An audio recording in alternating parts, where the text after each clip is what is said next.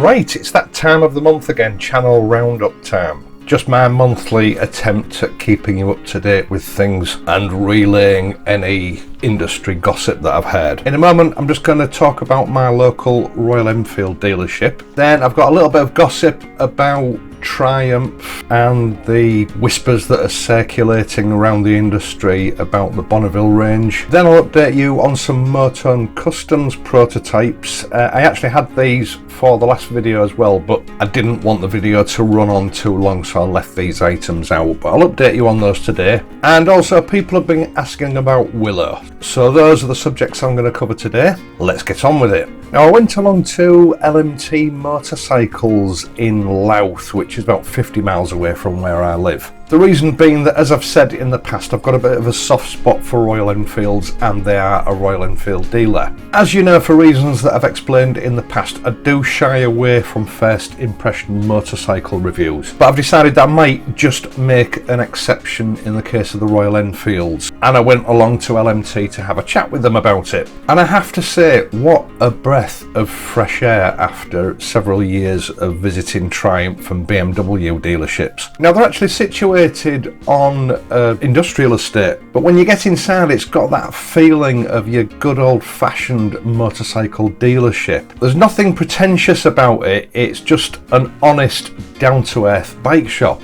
Now, obviously, they've got a selection of the Bullet and the Himalayan models on the showroom floor. They've also got a really good selection of quality used motorcycles, aimed, if you like, at your budget-conscious biker. Now, the actual shop part of the dealership is like an Aladdin's cave. They've got all the usual helmets, jackets, biker apparel, that kind of thing. They're a major stockist of my favourite motorcycle oil brand, and they also stock muck-off products. Not a lot to dislike about this place. Really friendly, down-to-earth, courteous staff. The dealership's also an MOT centre, and I have to say, even the clientele that I spoke to while I was there, just a really friendly bunch. And I do recommend that if you don't live a million miles away from Louth and you're interested in the two new Royal Enfield models, it really is the kind of bike shop that will lift your spirits. Now, whilst we're on the subject of those two models, apparently interest in them has been huge. The Continental GT is selling steadily. The Interceptor, however, is quite literally flying out of the door. They can't get enough of them. At the moment, there's a 5-week wait. So if you're interested in that model, it might be worth having a look sooner rather than later. Now, I have made my mind up that I am going to do a review on the bikes, probably the 500 Bullet as well. I do have a lot of commitments at the moment, so it's likely to be 2 or 3 weeks before I can organise any of those reviews, so just bear with me.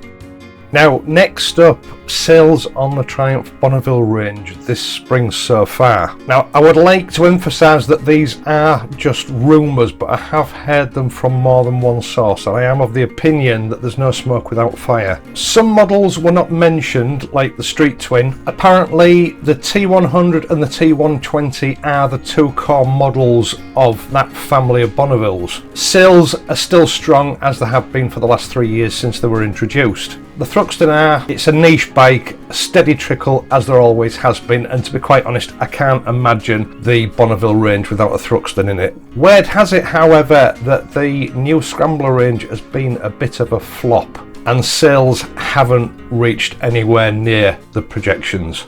Also, the Bobber family sales have plummeted since last year. The Speed Twin, new bike. Obviously, Triumph are not building these until someone puts a deposit down on them, which creates a delay which gives the illusion that they're in short supply. Now, on 2 occasions, I've been told that sales are good on these and that they are flavour of the month, with emphasis on the word month. I think the general feeling in the trade is it's going to be a flash in the pan model, although obviously it's early days yet and the end game could be something completely different. I think the real proof as to whether this is going to be a successful long-term model probably won't surface until this time next year. It does seem to bear out my suspicions in the video I did a few weeks ago that this whole parts bin special mentality seems to be generating good short-term sales, but Triumph isn't necessarily aiming for a long-term game with them.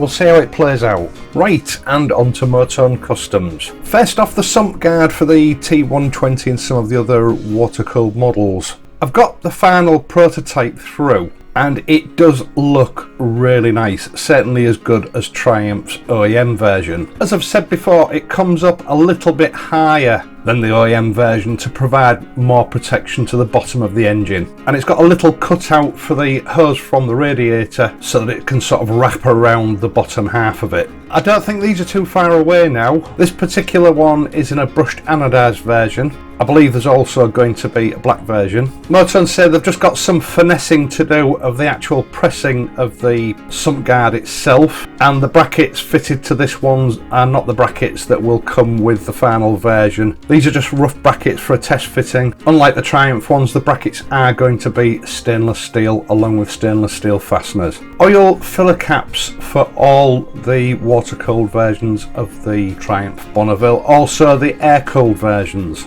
This is another Webco inspired piece by MOTONE Customs. Once again, I must point out that the two versions I'm showing you here are not final production versions. These were sort of rough final prototypes. The fit and finish on the final production version will be much better. Now, this brass one is a straight out of the mould brass. It's not been polished or treated in any way. This particular cap has become known as the Roswell for obvious reasons in the MOTONE office. There are going to be several colour variations. Obviously, we've got the brass and we've got the aluminium precision high pressure die cast pieces. We're probably going to be looking at polished versions and polished contrast versions with black, and very probably a black version. Now, MOTONE do tell me that they have some on stock which will be going up on the website. I'm not quite sure what version it is, but when I upload this video I will find it and attach it in the video description down below. Staying with MOTONE Customs for a minute, and this I really like. MOTONE have created a new paddock stand bobbin for the Bobber Black and the Speedmaster. Obviously these will fit any modern classic bike that has an M8 thread for a paddock stand. They're turned from brass. MOTONE tell me that the reason behind this design is that nearly all bobbins look the same. They're basically all the same design, usually because they're made from fairly weak materials, so that bulbous sort of doorknob design is required to make sure that they stay in one piece while they're being used. Unfettered by those constraints, MOTONE have let their imaginations go a little bit wild with this one, and I have to say I really like it. It's made to look like a large bolt, which could be an axle nut or piece of other hardware. As a decorative piece, I think it looks great. Now, it is actually very similar dimensions to your standard bobbin, but MOTONE have made the contact area a little bit wider to make it easier for people to engage the paddock stands, especially people that are not used to using them. Now, they have taken on board the problems that I had with a paddock stand and bobbins and the compatibility of the two on the actual bobber itself. It has proved to be a bit of a nightmare. Some bobbins will work with some paddock stands, some won't. So MOTONE are offering some adjustability with these particular bobbins, and they will be supplying a 5mm spacer which you can use while fitting the bobbin if you're required to do so, to ensure that your paddock stand doesn't scratch the bottom of the frame. Typical MOTONE thoroughness. Now, this is just a rough, straight out of the workshop prototype.